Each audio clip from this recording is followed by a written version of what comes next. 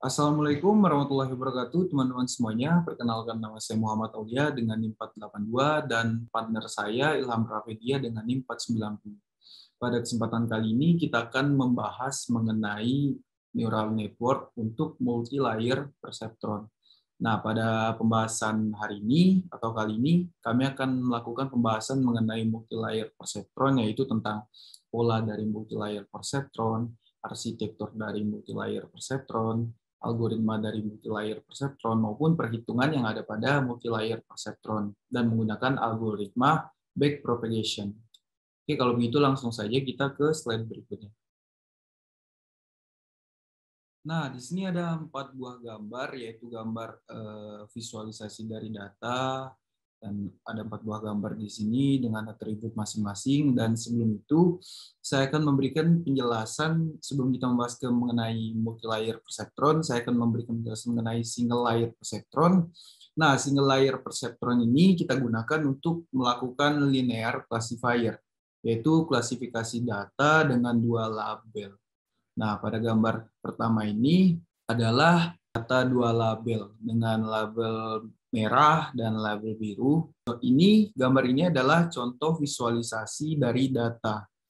Dan dari beberapa data, kemudian dilakukan visualisasi, maka akan membentuk gambar visualisasi data yang menyerupai tumpukan titik-titik seperti ini. Nah, kita move ke gambar berikutnya. Untuk gambar kedua ini datanya agak terpencar ya. Jadi di sini dibagi menjadi 4, ada sudut kiri bawah, sudut kanan bawah, sudut pojok kanan atas, dan pojok kiri atas. Nah, di sini datanya tetap memiliki 2 label, yaitu label merah dan label biru. Cuman posisinya aja yang sedikit complicated ya, kalau bisa kita bilang ini data yang lebih sedikit complicated. Kemudian ke visualisasi berikutnya, nah gambar yang ketiga ini lebih kompleks. Dia tuh membentuk spiral. Gambar ini membentuk spiral dan tetap memiliki 2 atribut, yaitu dua atribut atau label, yaitu label kuning dan label biru. Kemudian kita masuk ke gambar keempat. Nah, gambar di sini membentuk lingkaran ya.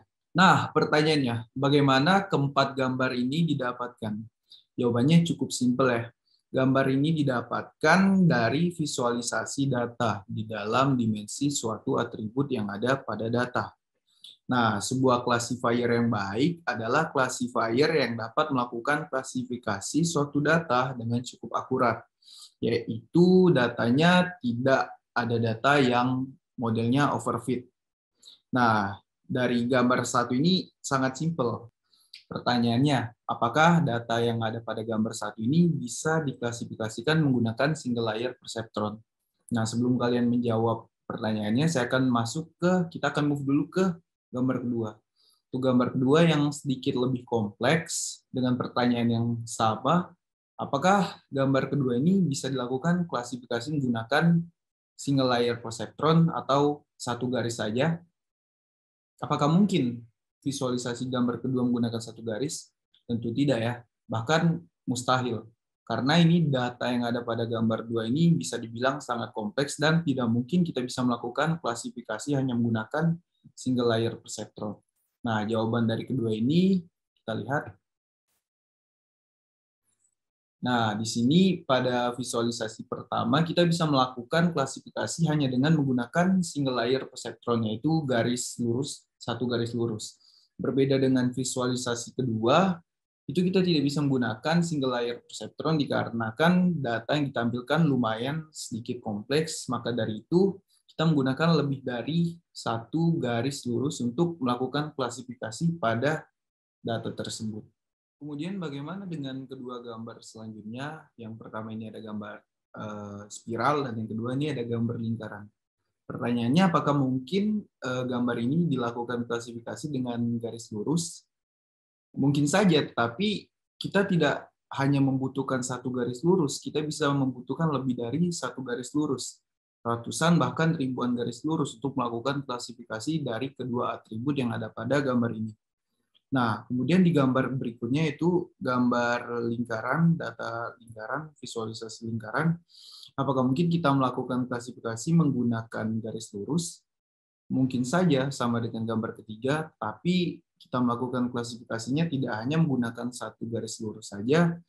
Jika kita lihat pada gambar ini, mungkin kita bisa menggunakan klasifikasi menggunakan garis lurus lebih dari 1, 4, bahkan jika saya lihat 4 bahkan 5 garis lurus untuk melakukan klasifikasi pada data yang ada pada gambar nomor 4. Jadi di sini pendekatan yang kita gunakan memang dari linear classifier, yaitu classifier yang bentukannya garis lurus seperti ini. Kemudian dilakukan enlarge atau dikembangkan menjadi lebih dari satu garis lurus untuk melakukan klasifikasi. Kita bisa lihat analoginya, kalau linear classifier itu kan butuhnya adalah single layer perceptron. Nah, pertanyaannya metode apa yang kita gunakan untuk ketiga gambar ini, yaitu gambar yang memiliki atau perlu lebih dari satu garis lurus. Nah, pendekatannya masih menggunakan neural network dan melanjutkan linear classifier, maka metode yang akan kita gunakan yaitu metode yang disebut dengan arsitektur multilayer perceptron.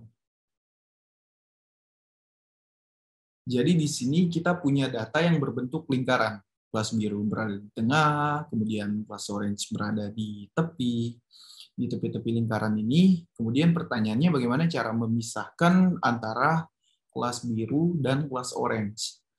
Nah, kalau idealnya kan kita kan harus buat lingkaran gini kan, lingkaran seperti ini untuk memisahkannya. Tapi ini pendekatannya dengan linear classifier. Maka dari itu, pertanyaannya apakah bisa menggunakan garis lurus seperti ini? Tentu saja bisa ya, tapi sudah jelas kita harus menggunakan lebih dari satu garis lurus. Maka dari itu kita memerlukan pendekatan multilayer perceptron. Nah, untuk di gambar pertama ini merupakan algoritma atau arsitektur dari single layer perceptron. Single layer perceptron ini memiliki satu input layer, yang ini yang X, dan satu output layer. Dan tidak ada yang namanya hidden layer di single layer perceptron. Berbeda dengan multi-layer perceptron, memiliki beberapa layer, yaitu layer input, hidden layer, dan output layer. Nah, di sini hidden layer ini bisa memiliki lebih dari satu hidden layer. Bahkan bisa 2 atau 3 tergantung dari data yang ingin dilakukan klasifikasi. Oke, langsung saja di sini saya akan menggambarkan pola pengenalan dari multilayer perceptron. Nah, sebelum itu di sini pola pengenalannya di multilayer perceptron ini terdapat lebih dari 3 layer atau lebih. Yang pertama, layer pertama ada input layer. Yang kedua ada hidden layer, yang ketiga ada output layer. Jadi ada 3 buah layer, berbeda dengan single layer perceptron. Multilayer perceptron ini bisa memiliki 3 buah layer ataupun lebih. Nah, di sini misalkan saya ingin memasukkan input lebih dari satu, yaitu 2 input. Input yang pertama adalah A1, dan input yang kedua adalah A2. Oke, mohon maaf kalau misalkan lingkarannya kurang rapi.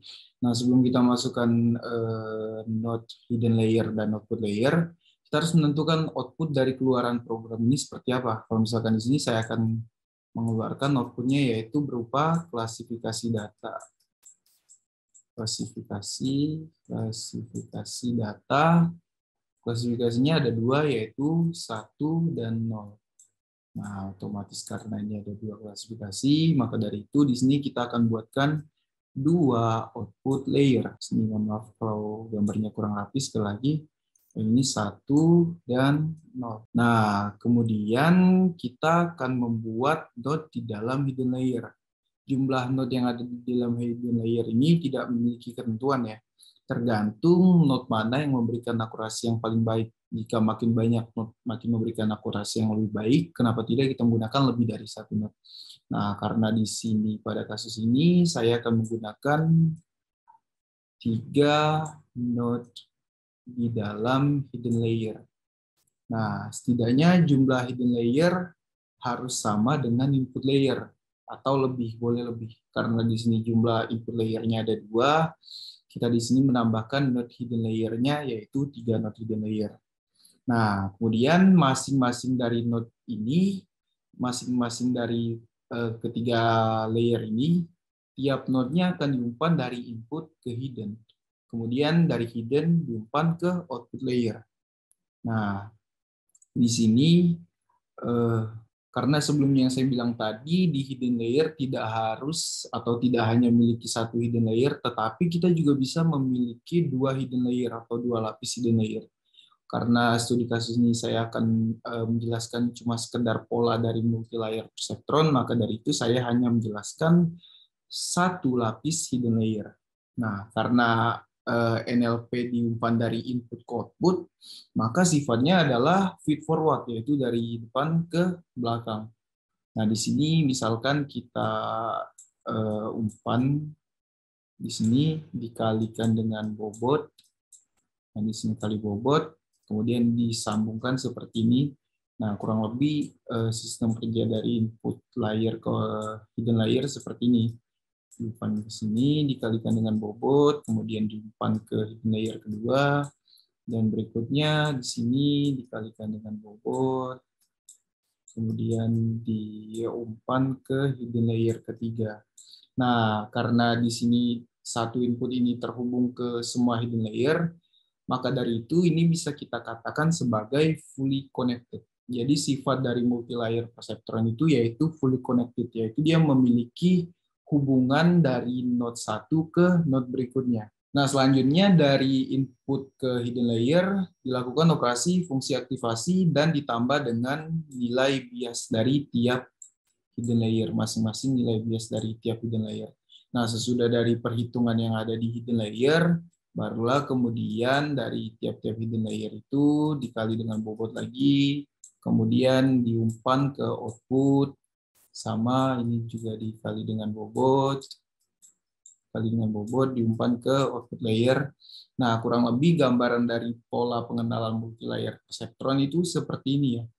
Jadi kalau misalkan nanti bakalan ada algoritma yang namanya backpropagation. Habis dia melakukan perhitungan di sini, perhitungannya akan dikembalikan di belakang lagi di sini. Nanti dia akan ada perhitungannya tersendiri. Nah, untuk pembahasan itu akan dibahas oleh partner saya, Ilham. Kemudian saya akan melengkapkan pola pengenalan di sini. Yang untuk input layer di input A2 ini sama ya, sistem kerjanya sama dengan A1. Ini dihubungkan di sini, tapi sebelum itu dikalikan dulu dengan bobot, dihubungkan di sini, kemudian dari tiap-tiap hidden layer kita konekkan ke output layer. Nah, seperti di sini. Jadi kurang lebih pengenalan polanya seperti ini, dan dari pengenalan pola multilayer yang sudah kita bahas, multilayer itu memiliki 2 sifat. Yang pertama itu feed forward,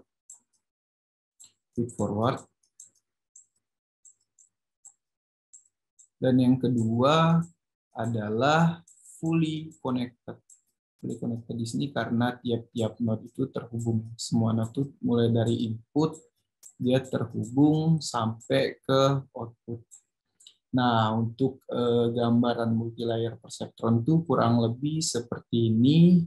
Dan jika kita bilang ini untuk melakukan klasifikasi, multilayer perceptron itu tidak hanya digunakan untuk klasifikasi, tapi juga biasa digunakan untuk regresi, clustering, bahkan dan yang lain-lain. Bahkan bisa dibilang pendekatan ini merupakan pendekatan yang cukup powerful di bidangnya masing-masing. Oke, selanjutnya jika tadi kita sudah melakukan pengenalan pola terhadap arsitektur multilayer perseptron, kemudian kita masuk ke slide berikutnya. Nah, di slide berikutnya ini masih sama tentang arsitektur single layer perseptron dan multilayer perseptron. Di sini sudah saya jelaskan tadi, single layer perseptron memiliki 2 layer, yaitu input layer dan output layer. Kemudian ini multilayer perseptron dengan 1 hidden layer dan memiliki 4 input dan memiliki 1 output, kurang lebih seperti ini, yang bersifat fully connected, saling terhubung. Nah, jika berikutnya di sini, di hidden layer memiliki lebih dari 1 hidden layer dengan 4 input layer. Yang seperti yang saya bilang tadi, di hidden layer bisa memiliki lebih dari 1 lapis hidden layer atau lebih. Nah, kita masuk ke tahapan berikutnya. Yang tadi sudah kita bahas itu merupakan arsitektur dari multi-layer perceptron. Nah, berikutnya bagaimana cara kita mencari nilai ataupun bobot yang ada di dalam arsitektur perceptron. Kita menggunakan, maka kita perlu menggunakan algoritma pembelajaran seperti gambar yang ada di sini. Input layer, hidden layer, dan output layer. Nah, formula seperti ini nih sangat bergantung dengan fungsi error yang digunakan. Nah, berikutnya bergantung pada fungsi aktivasi yang digunakan, dan pada gambar ini nih kebetulan menggunakan fungsi aktivasi sigmoid. Fungsi aktivasi sigmoid ini, lambang dari fungsi aktivasi sigmoid ini terdapat pada hidden layer ya. Ya, ada ini yang bentuknya seperti angka S. Nah, nanti misalkan fungsi aktivasi yang digunakan berbeda, error function yang digunakan berbeda, maka algoritma atau formula untuk update bobotnya itu juga akan berbeda tergantung dari fungsi aktivasi, tergantung nilai-nilai yang sudah didapatkan dari perhitungan fungsi aktivasi. Nah, apakah algoritma ini atau feed forward algorithm, kenapa disebut dengan feed forward algorithm yang seperti ini? Karena jawabannya karena dia menjalar mulai dari input layer, hidden layer, hingga ke output layer. Maka dari itu kita menyebutnya sebagai feed forward algorithm, mulai dari depan ke belakang. Jika kita menggunakan single layer perceptron itu bukanlah suatu masalah. Kenapa? Karena single layer perceptron dari input layer ke output layer, seperti pada gambar. Sebentar. Nah, single layer perceptron itu kurang lebih seperti ini. Dari input, dia langsung ke output layer. Berbeda dengan multi layer perceptron, dia mulai dari input layer, kemudian dia melewati hidden layer, baru dia memasuki ke output layer. Nah, nilai output prediksi ini dapatnya gimana? Rumusnya gimana? Rumusnya adalah prediksi dikurang target. 1 dikurang prediksi, dikali prediksi, dan dikali X-nya. Nah, tetapi bagaimana dengan bobot yang ada di hidden layer? Mencari bobot yang ada di hidden layer dan hidden layer, antara hidden layer ke hidden layer, dan input layer ke hidden layer. Nah, ini kan merupakan suatu pertanyaan nih. Maka kita perlu menggunakan pendekatan algoritma yang kita sebut dengan multi-layer perceptron dengan algoritma backpropagation. Nah, untuk penjelasan multi-layer perceptron backpropagation akan dijelaskan oleh teman saya Ilham Rafedia. Sekian dan terima kasih. Oke, Assalamualaikum warahmatullahi wabarakatuh. Perkenalkan nama saya Ilham Rafidia dengan NIM 5200 411 490. Selanjutnya, saya akan menjelaskan tentang backpropagation algorithm. Pada proses training MLP terdiri dari dua bagian utama, yaitu forward pass dan backward pass. Nah, panah biru pada gambar di bawah adalah forward pass dan panah merah adalah backward pass. Dalam supervised learning, training data terdiri dari input dan output atau target. Pada saat forward pass, input akan dipropagate menuju output layer dan hasil prediksi output akan dibandingkan dengan target dengan menggunakan sebuah fungsi yang biasa disebut dengan loss function. Nah, apa itu loss function? Simpelnya, loss function yang digunakan untuk mengukur seberapa bagus performa dari neural network kita dalam melakukan prediksi terhadap target.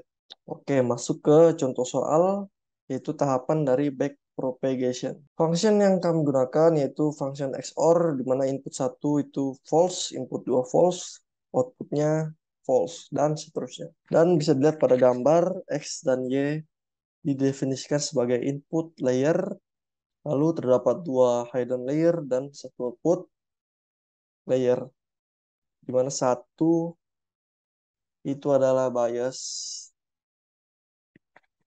Lanjut ke proses tahap pertama. Tahap pertama yaitu menghitung Y input 1 dulu. Yang pertama minus 0,3 dikali 1 ditambah 0,21 dikali 0 ditambah 0,15 dikali 0 sama dengan minus 0,3. F sama dengan 0,43.